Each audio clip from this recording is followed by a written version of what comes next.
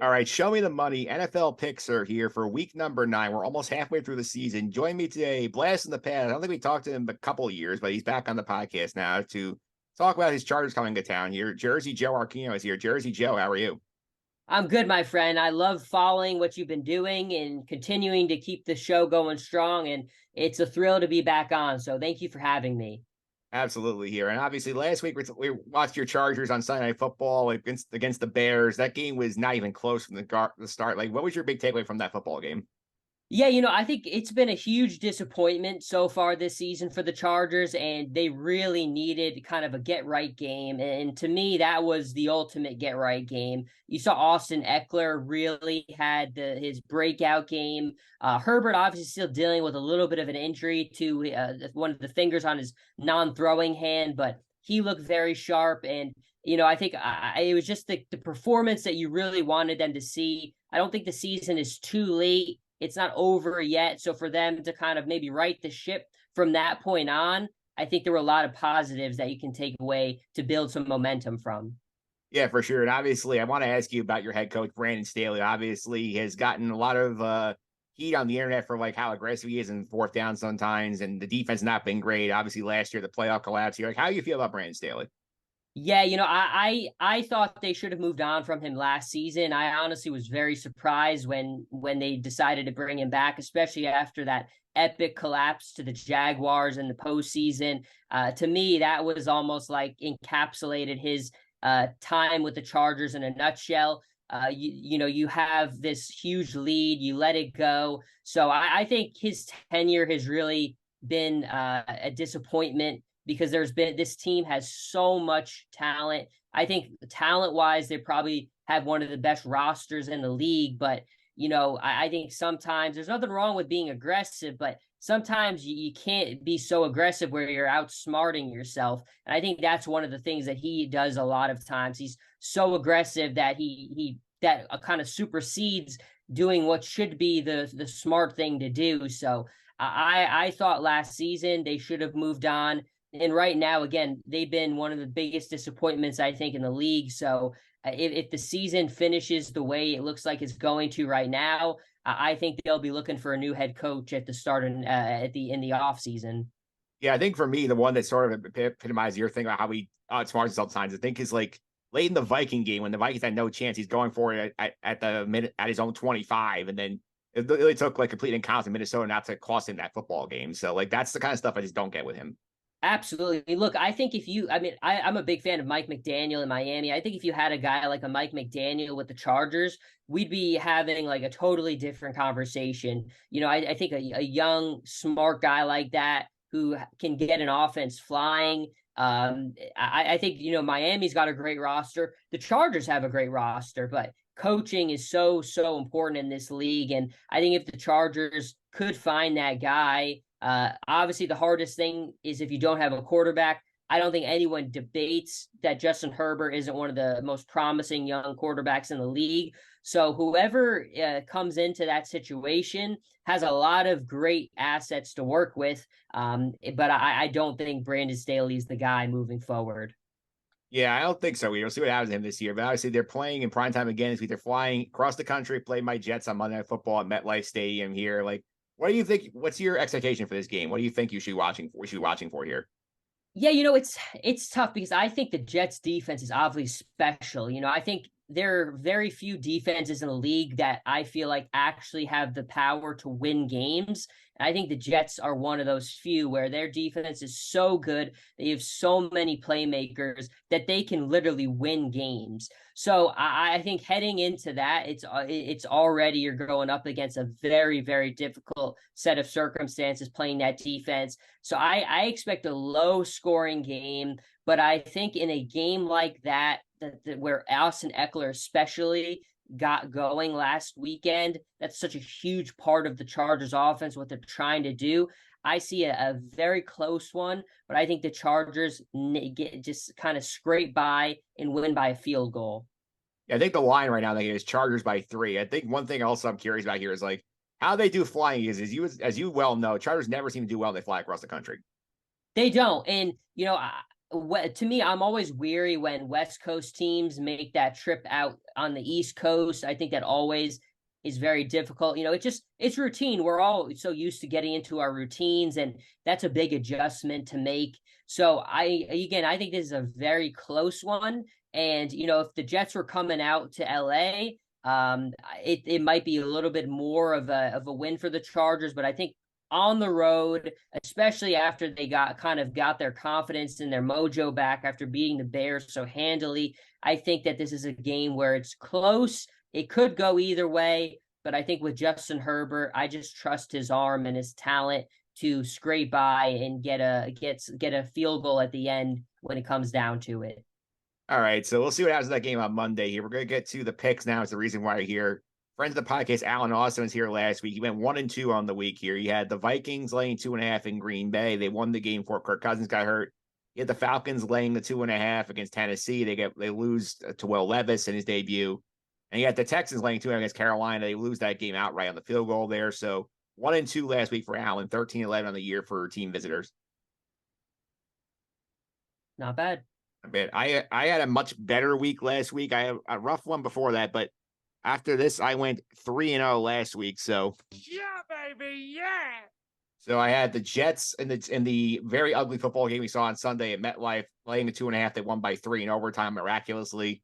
I had the Seahawks laying 3 against Cleveland. They won that game by 4. I had the Bengals getting 5.5 against the 49ers. They won outright. So 3-0 on the week for me, 15-9 overall in the season. This is very impressive. This is not an easy league to pick. I don't care who you are. And anytime you can walk away with a 3-0 week, that is very impressive, my friend. Yeah, I started out hot. I took a little dip for a couple weeks. I'm hoping now I'm swinging back up here. But as the guest, I'll give you the opportunity to go first here for the picks. So we'll start here with you, Jersey Joe. Where are you going here for pick number 1? All right, pick number 1, I'm going with the Panthers plus 2.5 over the Colts. Obviously, there's been a lot of growing pains for Bryce Young so far in the season, but got their first win of the week last week again, and I think it's momentum to build from. I think he's shown some promise. I think the Colts obviously are a team that have been up and down very much, obviously dealing with the quarterback with an injury to their rookie quarterback. Gardner Minshew has had some nice moments, but to me, I think this is a close game, but I like where the direction that the Panthers seem to be continuing to move in. Yeah, I like that pick as well. Plus, this is a revenge game for Frank Reich after the Colts fired him last year. So, he's definitely get his guys fired up to play that game. Great point. I didn't even think about that. I don't know how I missed that point, but this is a huge game for him. He's going to want to get revenge on his former team. All right, absolutely. We're going with pick number 2. This for me, or you want to go, Mike? Go pick 2. All right, for 2, I'm going with the Rams plus 3 over the Packers.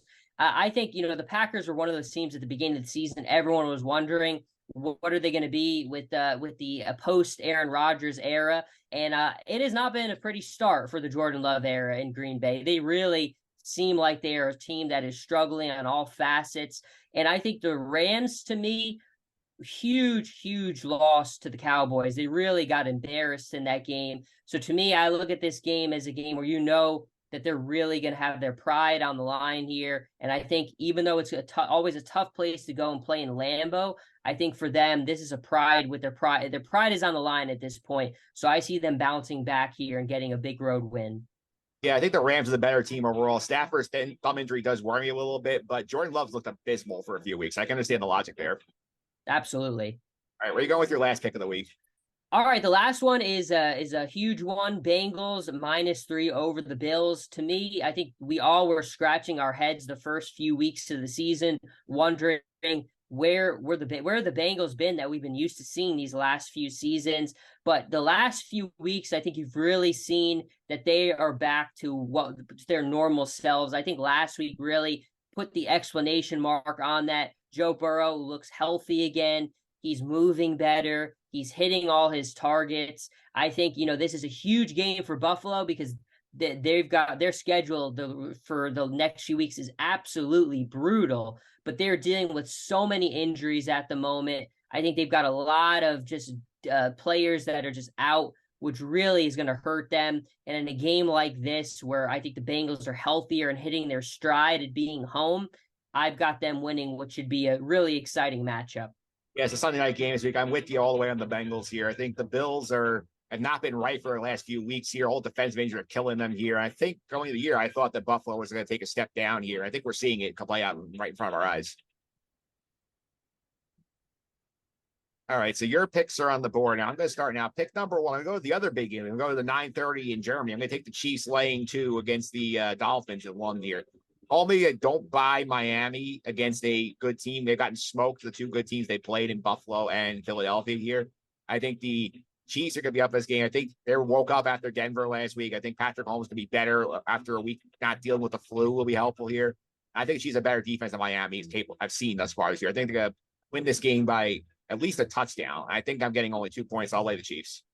It's interesting. No, to me, I have such a hard time touching the games, international games, because to me they're such wild card games. I think when you're playing stateside, you expect a little bit, but I think when you're going over the pond, just your whole rhythm kind of gets a little bit thrown off. So it'll be a good game, and I think it's probably the best international matchup the NFL have had since they've started this series. But if I had to pick it, I would probably pick it like you did, but for me, it's just so tough. I think the international games are such a wild card. Yeah, it is a tough one here. Pick 2. I'm going to take New England laying 3.5 home against Washington. We saw yesterday at the trade deadline that Washington ripped the team apart. They traded away both their edge rushers here. This is a team that's in flux. This quarterback I don't really believe in Sam Howell. I feel like he's going to have issues against the Bill Belichick defense, first time seeing it. And New England has these games every once in a while where they show up, they look confident. They did it to Buffalo a few weeks ago where they managed to pull off the win there. I think this Washington team is in such disarray that New England's going to come out here at home and put up a solid number here. I'm laying 3 now. I think they win. I think they win comfortably. I'll take New England pick 2. I really like this one. I'm with you all the way. I think when you look at Mac Jones in that game they won against Buffalo, when his line gave him great protection, he was slinging the ball all over the field. He looked like an unbelievable passer. So I think obviously with Washington trading away, like you said, some of their best rushers, there's not going to be as much pressure, and Mac Jones will have a lot of time to make plays. And New England's defense has been strong this year. So I think it's a good pick. I like them too. All right, that's pick 2. Pick number 3. I'm going to go local here. I'm going to take the New York Giants getting 2 in Vegas against the Raiders here. And this is another team that's in disarray. As we recorded this podcast the night before, Raiders fire their head coach, Raiders fire their GM, Raiders fire their offensive coordinator. They benched Jimmy Garoppolo for Aiden O'Connell here. This is a spot where the Giants coming in here really should win this football game. They're getting Daniel Jones back. He's the starting quarterback here. They have a very ferocious defense. It's a bad Raider line, a rookie quarterback on here. I think the Giants are starting to play a little better. We saw that last week. If they had a quarterback to throw, they'd probably beat the Jets. I think they're going to go out there and win a solid game against the Raiders. I'll take the Giants getting 2 on the road for the last pick. This is a tough one. I just read literally before we came on that the Raiders were benching Garoppolo, and I think, they're clearly throwing in their hat in the ring for the Caleb Williams sweepstakes come the NFL draft time. But, this is such an unpredictable game. I think obviously, you see a lot of times in the NFL, it seems like when a team fires their coach, they come out and they're all fired up and they play a great game. I think if Jimmy Garoppolo was playing, I would feel more comfortable taking the Raiders. But it seems like the Raiders are in total disarray right now. Clearly, they're trying to tank the season at this point. So I'll take the better coach team, the more stable team, even though there's some tremendous injuries on the Giants. I trust them more in a situation like this. So I'm with you. I'm rolling with the G-men too. All right, so to reset the picks of the week, Jersey Joe is taking the Panthers, getting 2.5 at home against the Colts. The Rams getting 3 in Lambeau against the Packers, and the Bengals laying 3 on Sunday against the Bills.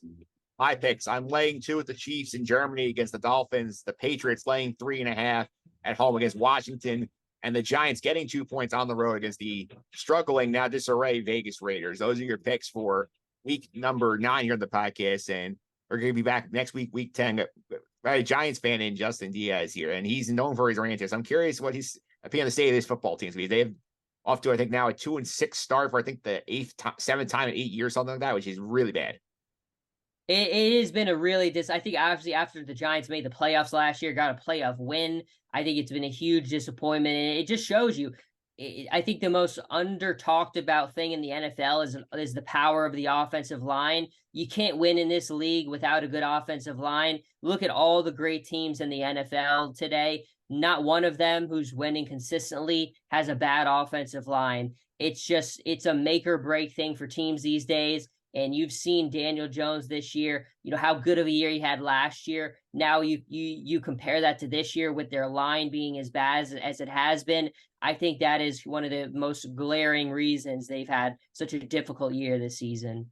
Yeah, I think for sure. One thing I'm going to ask Justin next week, I'm definitely curious about this too. And I feel like the success they had last year was a problem for Brian Dable because last year everybody was expecting, oh, they're going to be bad. Their roster stinks. They end up winning 9 games, winning a playoff game.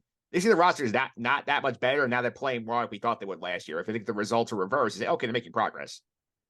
Yeah, that is. I still like Brian Dable. I have a lot of trust and faith in him. I think, the way, again, to walk into a situation like he did last year and to turn it around was really impressive.